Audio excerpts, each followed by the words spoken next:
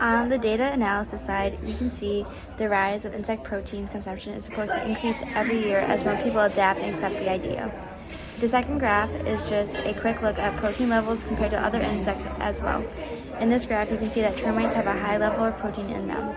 These two graphs I do not own. I have found them on the internet, but I think these two graphs represent and show what companies should be looking at because the projected growth of insect protein is increasing, and this is something that many companies should jump on and get ahead of so they can have a competitive advantage. But they could also see what insects, this is not all the insects, but they can see what insects have high levels of protein, or if they want an insect that maybe it isn't as high in protein, just a little bit lower, just depending on taste.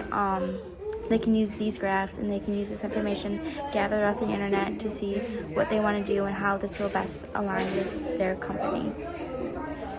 So on the results side, as America and other countries who are starting to dive into insect protein, we can forecast this will become successful and will be a new and semi-main channel for protein intake. Not only does insects have high protein, but it is better for the environment, which helps with environment activists and is one of the key reasons for such a projected growth.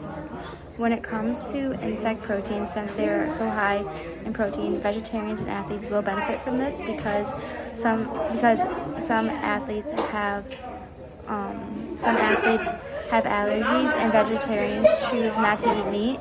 So being able to have this channel of a different source of protein will help this tremendously, and it will help grow the market.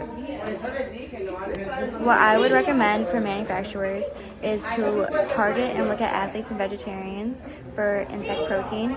With this, they can use protein bars, energy bars, smoothies, basically anything kind of that they can consume to eat to get this protein. This quote that I found was that the protein content and curiosity about texture were the main drivers to taste the Cricket energy bar, and male athletes were more likely than females to consume a bar.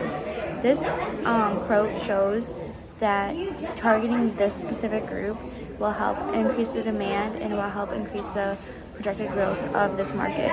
So if a company wanted to do it, I would say they should target athletic men because men are more willing to try insect protein than women.